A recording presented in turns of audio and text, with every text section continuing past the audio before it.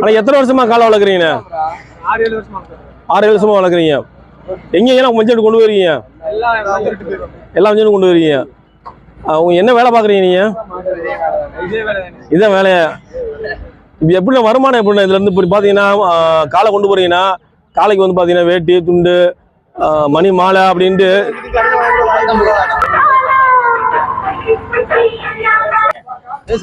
ஆனால் ஒரு மஞ்சள் வெட்டு போறதுக்கு பார்த்தீங்கன்னா நிறைய செலவாகும். குறிப்பாக உங்களுக்கு எவ்வளோ செலவாகுது? தேனி மாவட்டத்தில் வரும்னு சொல்றீங்க, எவ்வளோ செலவாகுது?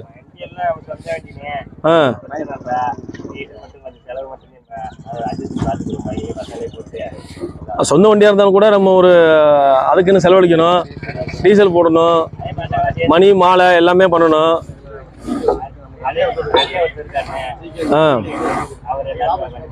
யார் அண்ணன் பேர் என்ன? ஜிகே தினேஷ். அந்த அண்ணன் பேரில் தான் நீங்கள் வந்து தினேஷ் பயிலுன்னு அப்படி வச்சுருக்கீங்க, ஏக தினேஷ் பயில் வச்சுருக்கீங்க. அதனால காரணம் அந்த கேள்வி கேட்கணும்னு நினச்சேன், நீங்களே சொல்லியிருக்கீங்க. மகிழ்ச்சி.